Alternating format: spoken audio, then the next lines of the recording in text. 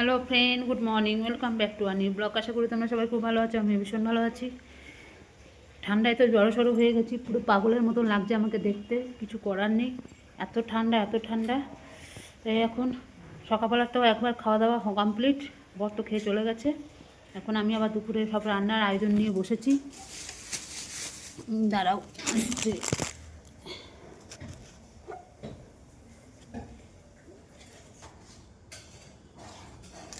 এখন পেঁয়াজ কলি, এই যে পেঁয়াজ কলি কাটছি। পেঁয়াজ কলি আলু ভাজা করব, বেগুন ভাজবো। তারপরে কালকে তো কপি টপি করেছিলাম, সব রয়েছে। ডাল করলাম সকালবেলা, কালকে যে ডাল করেছিলাম সব শেষ। সবাই যে এত ভালো খায় ওই ডাল, আমার ডাল পুরো থাকে, কিন্তু কালকের ডাল আর নেই। ওই টমেটো ধনেপাতা দিয়ে মুসুরির ডাল করলাম। এটা করব, ফুলকপির তরকারি করব। এই তরকারি করবো, ফুলকপির তরকারি রয়েছে। ভাবছিলাম মাছ করব, আমার বর বলছে মাছ টাছ করতে হবে না। দিদি আবার ইয়ে করছে, আমি তো শুটকি মাছ খুব ভালো খাই। দিদি করছে, ফোন করে বললো যে আমি করছি, ছেলেটাকে পাঠিয়ে দে, নিয়ে যাবি। দিদি আবার শুটকি মাছ করছে, ও আবার পাঠিয়ে দেবে। আমি যে তাহলে তার কোনো ব্যাপার না, তাহলে আমার যা রান্না আছে আর ও শুটকি মাছ আছে, আমার হয়ে যাবে, আমি আর কিছু করব না। ঠিক আছে, এই হচ্ছে ব্যাপার। সকালবেলা গড়ে তো নিয়েছি অর্ধেক, এখন ভাত বসিয়ে দিলাম। ছেলে তো খাবে না, ছেলে বলছে মা আমাকে জন্য, ছেলের যেটা ফেভারেট, ডাল সিদ্ধ বসালাম, ডিম সিদ্ধ দিলাম। কালকে ওই সব বেগুনি টেগুনি খেয়েছে না, কালকে খাওয়াটা একটু বেশি হয়ে গেছে, এর জন্য আমি যে পেঁয়াজ কুটিগুলো কেটে নিই, পেঁয়াজ কুটিগুলো রেখে দিলে আবার হলুদ হলুদ হয়ে যাবে। পেঁয়াজ কুটি আলু দিয়ে ভাজা বেশ ভালো লাগে খেতে। পেঁয়াজ কুটি কাটা হয়ে গেলো, এবার আলুটা কাটছি। বাবা, ঠান্ডা আর যায় না, ঠান্ডাতে জানি এ করে জড়ো সড়ো হয়ে গেছি। এবার হয়ে গেল পেঁয়াজ কলি আর আলু কাটা, হবে বেগুন কাটবো।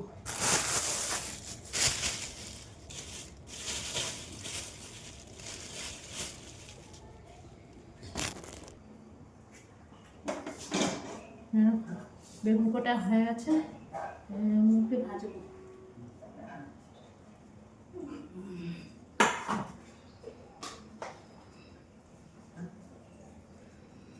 নুন চিনি মাখিয়ে রেখে দিই, তাহলে ইয়ে হবে।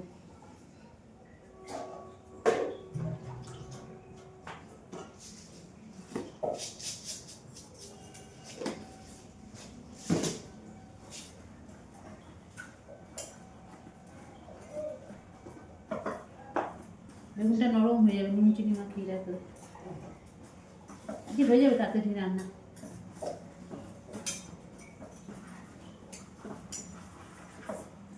মেয়েটার সাথে একটু কথা বললাম, সেই আগের মতন কাজে চলে গেলো, বলে মাসি আমি কাজে যাচ্ছি। বেরিয়ে গেছে অফিসে, পৌঁছে গেছে। ঠিক আছে, আগে ভেজে নিই, ভাত হচ্ছে একদিকে, হয়ে যাবে এখনই।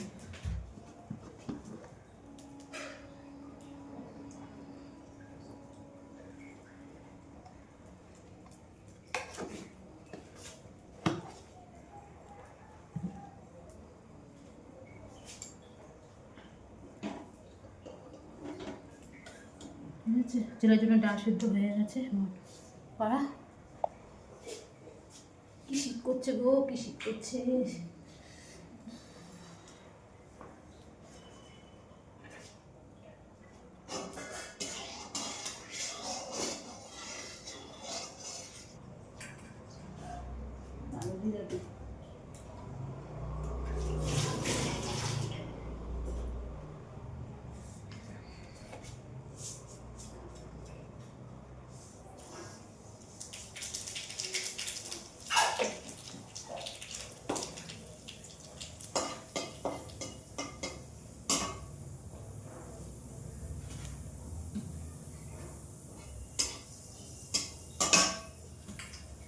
ফটাস ফটাস করে পেঁয়াজ কুলিগুলো থাকে, দেখো বুঝতে,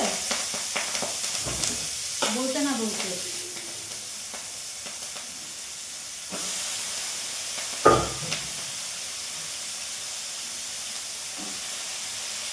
দিয়ে নিই।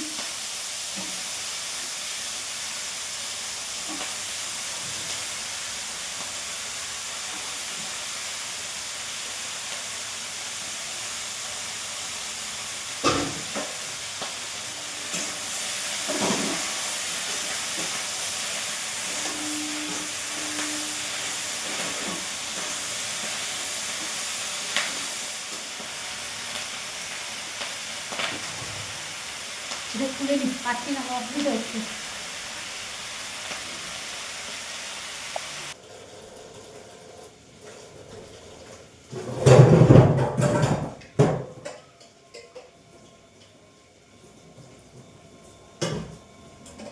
ওটা হতে হতে বাসনগুলো সব ধুয়ে দিচ্ছি।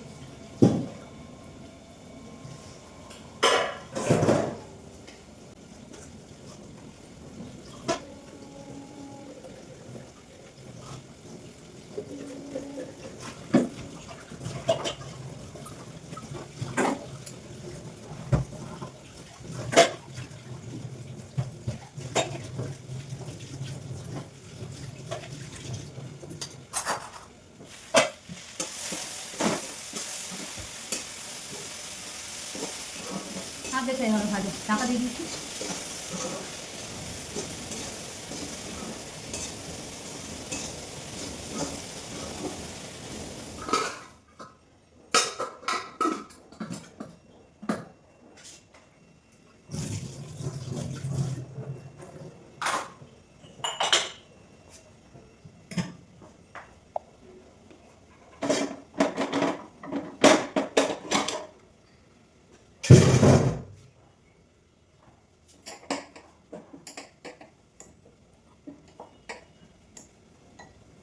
যতটা পারি করে রেখে দিই মুছে টুচে।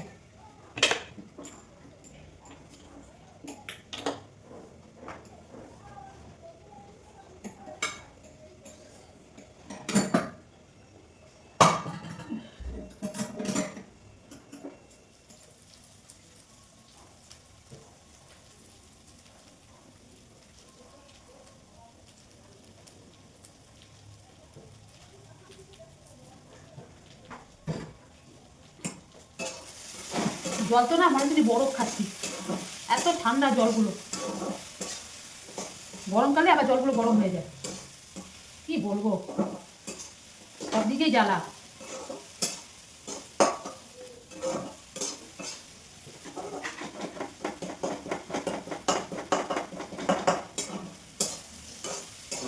হ্যাঁ বাবা, হ্যাঁ হ্যাঁ ইয়ে কর, জল তো চলে এসে, চানটা করে নে না। আচ্ছা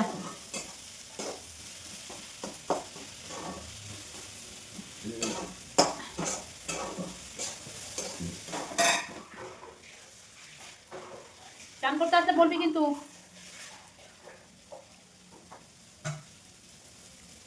হয়ে গেছে, আমি কি করবো।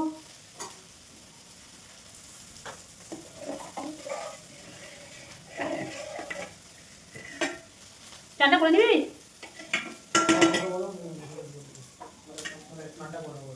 হ্যাঁ তুই তো আবার মুন্নার বাড়ি যাবি একটু।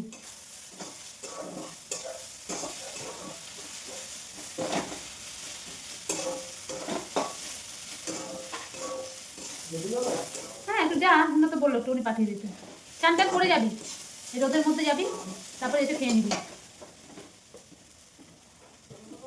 আবার মুন্না না বলে এখানে খেয়ে নে, আমি জানি তো।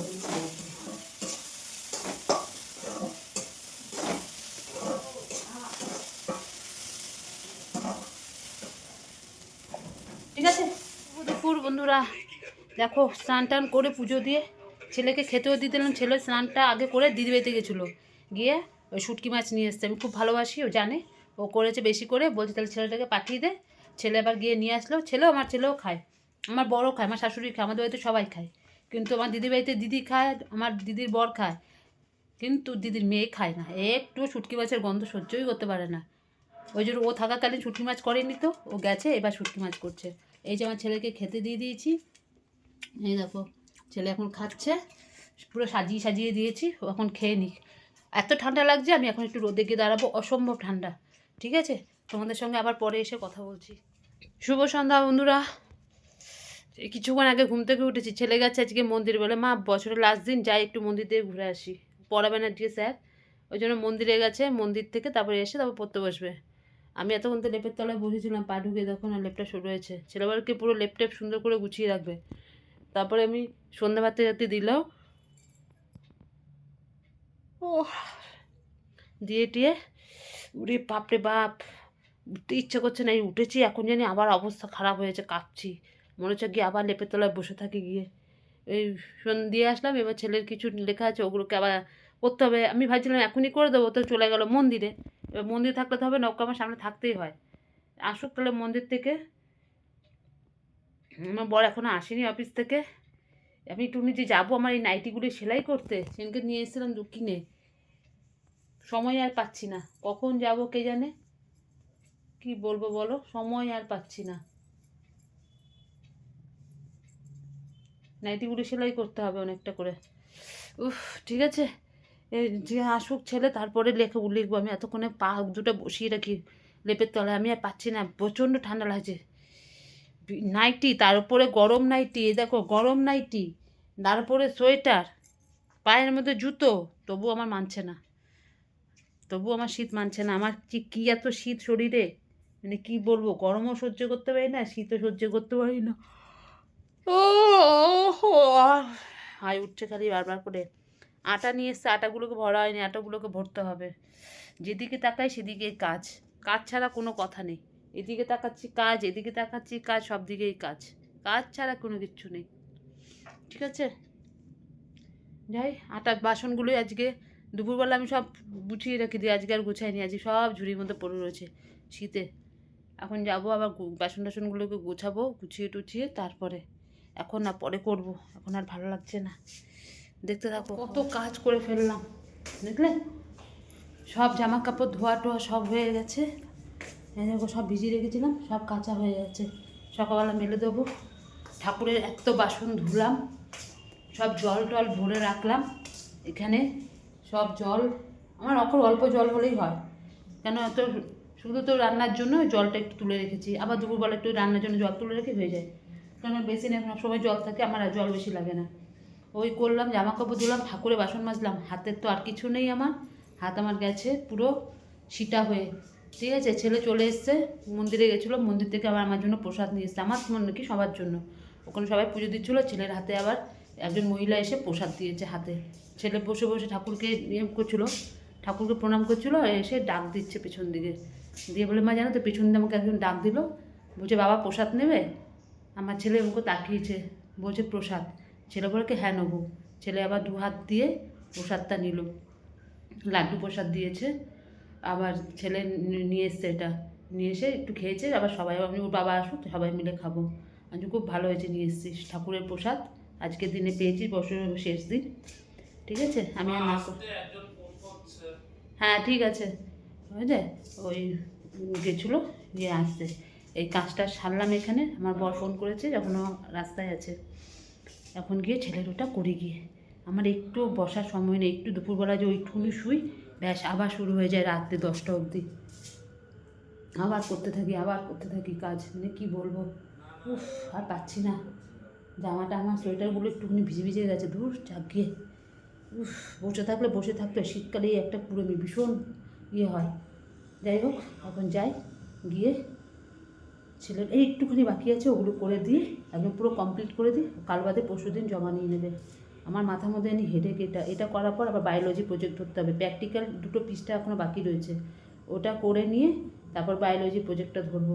বেশিরভাগ আমি করে, শুধু ও ফিজিক্সের প্রজেক্টটা ও বলেছে নিজে করবে, আর সমস্ত প্রজেক্ট আমি করে দিচ্ছি, ওকে সবসময় আমি করে দিই, মাধ্যমিকেও করে দিয়েছি, এখনও যতদূর পাচ্ছি করে দিই, চেষ্টা করি করে দেওয়ার, যাতে আমার ছেলেটা পড়ার যাতে কোনো খামতি না হয়, এই জন্য যতটা পারি। সবাই কালকে ঘুরতে যাবে, আমার দরকার নেই, আমার ছেলের আগে পরীক্ষা, সামনেই পরীক্ষা, এই তো কালকে থেকে জানুয়ারি, সামনে মাসে পরীক্ষা, 12 না 13 তারিখ থেকে পরীক্ষা আরম্ভ হয়ে যাবে আমার ছেলের।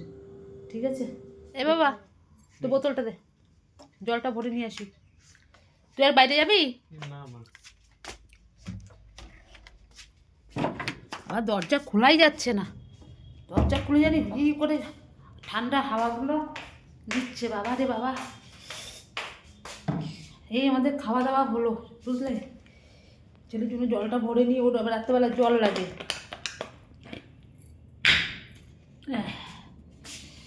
দাঁড়াও, এই ছেলের জল টল ভরে নিলাম। আমাদের খাওয়া দাওয়া সবার হয়ে গেছে। আমি তো খাইনি এতদিন। আমি সবাইকে বলতাম আমিও আজকেও খাইনি। আমি মুড়ি টুড়ি খেয়ে নিয়েছি। আমি খেতে পাচ্ছি না, আমার এত ঠান্ডা লাগছে। এই সবার খাওয়া দাওয়া কমপ্লিট হলো, সমস্ত কাজ হয়ে গেছে। ছেলের প্রজেক্ট পুরো কমপ্লিট করে দিয়েছি, করে একদম পুরো স্ট্যাপলার দিয়ে একদম পুরো রেডি। ও খালি গিয়ে জমা দিয়ে আসবে। কালকে তো ছুটি, পরশু দিনকে জমা দিতে হবে, 2 তারিখে। বাবা কি ঠান্ডা, ঠিক আছে। মানে ঘরে কতক্ষণে ঢুকবো। এই সকাল থেকে এই রাত অবধি, মানে যতক্ষণ শুয়ে থাকি ততক্ষণ ঠিক আছে। এই সারাটাক্ষণ এই জল ঘেটে আমার অবস্থা খারাপ হয়ে গেছে। এই সকালবেলা সেই কটার সময় উঠি, আমি তো এখন আর 6টার সময় উঠতে পারি না। আমি মোটামুটি 7টার সময় ঘুম থেকে উঠি। 7টার সময়টা আর আমি পারি না, আমি 7টায়। আমার শাশুড়ি তাই 7টার সময় ওঠে। ওই 7টা থেকে শুরু হয় একদম বেলা 3টে, আবার এদিকে আবার 7:30 থেকে শুরু হয় এই রাত্রে এত অবধি। ব্যাস, মাঝখানে একটুখানি বিশ্রাম, এখন আবার গিয়ে একটু বিশ্রাম, ব্যাস আবার শুরু হয়ে গেল সারাদিনের কাজ।